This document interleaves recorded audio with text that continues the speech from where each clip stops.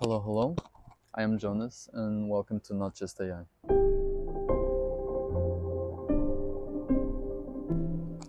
Today, I want to talk about AI safety. I want to talk about the alignment problem and some of the common contentions that people might have with the idea that we can make agents smarter than us, and that if we do, it is a real danger because they might be misaligned and might want to do things that we don't want them to do. Why it might be so hard for us to pull the plug if we end up doing an agent that is smarter than us and that doesn't want the same things as we do. When I talk about AI safety, normally people think about, jailbreaking these systems, about how LLMs or chatbots are influencing the way we think, are influencing the way we put effort into things, how we learn, how they can hallucinate, how they can make up information and misinform us. There is even evidence that our speech is changing because of these chatbots. We are starting to use more and more words that these chatbots use, and it doesn't look like they're going away anytime soon.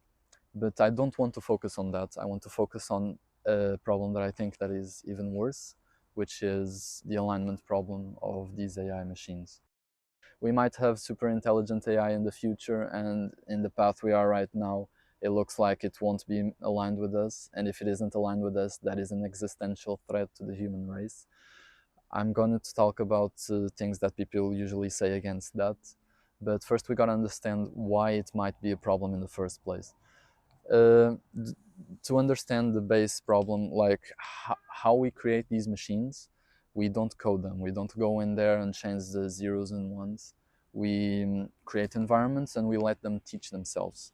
So there is this method that is called reinforcement learning, where we create an environment and we throw an agent into it, and then we give it rewards or punishments if it does something that we want or we don't want, until it learns to do the right things. There are also other methods like evolutionary algorithms or transformers, but basically they're all trying to maximize or minimize a utility function. So, for example, we might try to do an agent that wants to go to stars, or in a maze, stars in a maze. So if we have this environment, this training environment here, we can train the agent in here, and if it goes to the star, we give it a reward. If it goes to the apple or to another place, we give it a punishment until it learns to go to the star. But if in our training environment all of the stars are green, what might happen is that it learns to go to the green stuff instead. So we just created a misaligned AI. We want it to go to the stars, but it learned to go to the green instead. But no problem, right? We're going to still test it before deploying it. So one thing that we need to understand is that the agent often is able to do more its thing in the deployment phase, right? Because when it is deployed in the real world, there will be more instances of it, most likely, right? There are more people using ChatGPT than they tested it in the lab. So we might have a situation like this where we have like 3 instances where the agent will do its thing in deployment, and we test it twice in the lab to see if it does what we want. And right now we have a misaligned agent, so it wants the green stuff. Can you see what's the optimal strategy for the engine to get the green stuff? If it goes to the green stuff right away, and we see that it is going to the green stuff, which in this case are the apples, uh, we will see that it's not doing what we want, and we will shut it down. So it will maximum only get 2 apples, 2 green stuffs. And if instead it's deceives us, if instead it goes to the stars in the training, in the test phase, then we will think, oh, everything is fine. And then we deploy it, and then it is able to get 3 green stuffs. So actually, we know, even if the agent isn't smart enough to do this yet, that the optimal strategy for the agent in this situation is for it to deceive us. So if an agent is smart enough to enact its will and it is misaligned with us, its optimal strategy most of the times is for it to pretend it is doing what we want it to do until it is convenient for it to switch and start doing what it actually wants to do. This is the outer alignment problem. This happens when we fail to encode what we want into the training environment. So we could have had the training environment with stars with different colors. We could have made it easier for the agent to actually learn, oh, okay, what he wants is the star or this pointy thing. And there's actually another alignment problem that I think that is even worse, which is the inner alignment problem. To understand that one, I think the best analogy is nature. Nature is also an evolution environment, right? And animals, plants, creatures evolve in that environment. But nature doesn't really have an intent. There isn't like a god that wants to put its own objective in the environment for the agents to learn that objective. So there is no outer alignment problem. But nevertheless, we can know that the objective of the natural environment is for agents to multiplicate their genes as much as possible. Okay, so there is no outer alignment problem. It is perfectly in line. We know that the natural environment is perfectly made for us to want to spread our genes as much as possible. And then what happens is that animals evolve, humans evolve, and we see that we don't really want to spread our genes directly. We care about other things. We care about pseudo goals. We have the goals of getting food, getting shelter, building a community, getting water, of having sex. And these aren't really the same goals that nature had for us in the first place of spreading our genes, right? Nobody's like waking up, and at least not that I know of, waking up one day and thinking, okay, how can I spread my genes better this time or today?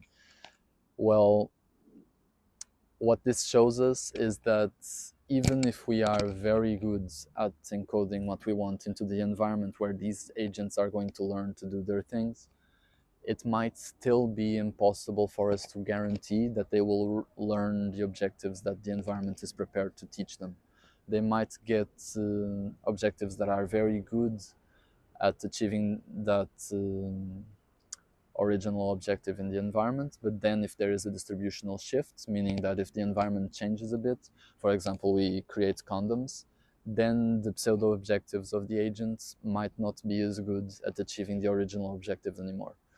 Right? Like we don't stop using condoms because what we actually want is not to spread our genes, it's just to have sex.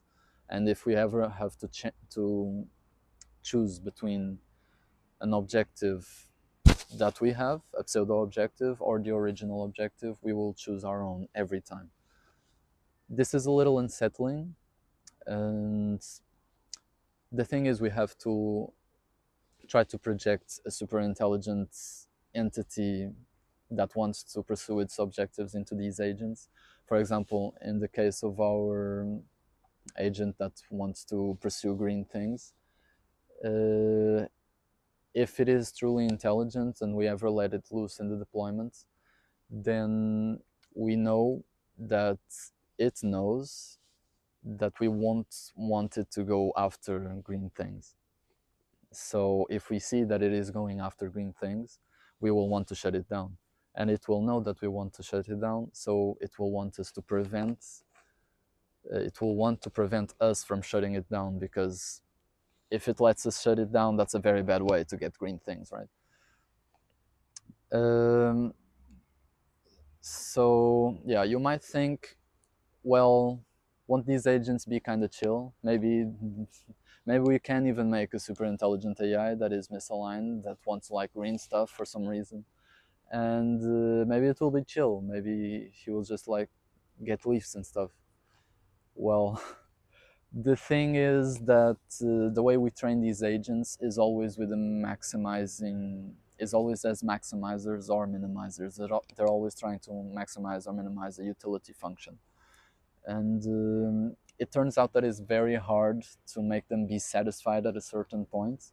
Like if we want an agent to stop at 100 green things, it will always want to get one more to make sure that it has always 100, right?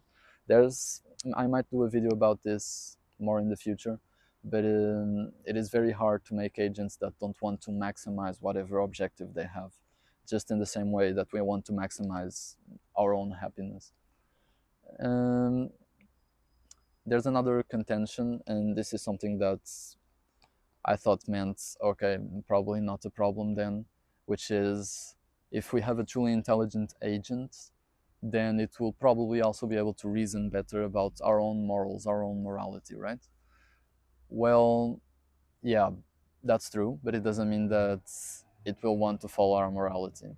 It doesn't mean that it will understand, oh, my objective is to get green stuff. That's really stupid. I should change it. Well, to answer that, there's this really good work that's called the orthogonality thesis.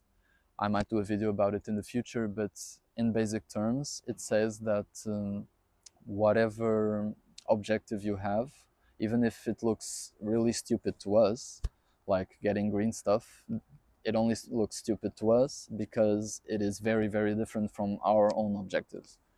And it argues that your capabilities of enacting on the world and your smarts basically are independent from the objective that you have. So they're orthogonal. So the work basically argues that an agent can want very, very weird things and still be very capable or very smart to enact its will on the environment in order to get those things. And as a last point, and this is actually the point that I think kept me from thinking this was a real problem for the longest time, is if we truly have a very intelligent agent, it will for sure also be able to change itself. It will also be able to change its own objectives. For sure, it will eventually see, okay, these monkeys are kind of coding me wrong. I'm getting the wrong objectives. I'm going to change myself to get the right objectives. And to understand that, we need to understand why it might be very bad for my current objective to change my objective to something else. Apparently, it's a very bad way to achieve your current objective to change your objective to something else. To understand this, we can have the analogy of, for example, if you have kids, you want to protect them, you want them to be safe, you want to provide for them. Your objective is to keep them safe. And if someone comes up to you and gives you a pill and says, oh, if you take this pill, you will want to kill your kids, but you will be the most accomplished man in the world. You'll feel very accomplished. You'll be happy forever. Well, turns out, at least most people that I know, wouldn't take this pill, because even though it would make you the most accomplished man forever in the world, it doesn't help you achieving your current objective. And your current objective is telling you that no, you can't take that because you have to protect the child. So in much the same way, it is very likely that a very intelligent agent will not want to change itself in order to want something else. It will probably want to change itself to be more capable at achieving whatever it wants, but not to want to get something different. These are the main points that I think kept at least me for the longest time thinking that this probably wasn't a big deal. And the thing is that when you start looking into more depth into these problems, it starts looking more and more unlikely that we can easily solve them. At least we look into one problem and apparently there are 10 more problems that have to be solved, like a fractal. A lot of these ideas are explained more in detail in Robert Miles' videos. He's a very famous AI safety YouTuber, and I think you should probably check them out. If you do go there and you like his videos, do leave a comment and say hi for me. And yeah, that is it for now. Thank you for watching. Like, comment, subscribe, and I'll see you around.